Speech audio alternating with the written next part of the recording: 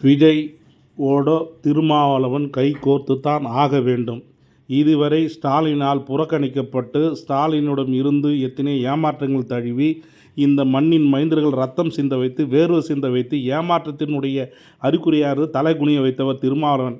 அந்த இரத்த கரையும் கண்ணீர் கரையிலும் துடைக்க வேண்டுமென்றால் இளைய தளபதி விஜயோடு சேர்ந்து ஆட்சி அமைத்தால் மட்டும் அந்த இரத்த கரையும் அந்த கண்ணீர் கரையும் உங்களை சும்மாவிடும் என்பது தமிழ்நாட்டு பொதுமக்களோட கருத்து கணிப்பு.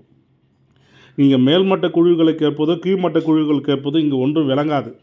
விஜயோடு கை கோர்த்து எம்பி எலெக்ஷனில் 10 சீட்டோ 5 சீட்டோ வாங்கி வாழ்க்கையில் ஜெயித்தா மட்டும் உங்களால் இந்த மண்ணின் மைந்தர்கள் செய்ய வேண்டிய உதவியாக இருக்கும் என்பது பொதுமக்களுடைய கருத்தாக இருக்கின்றது.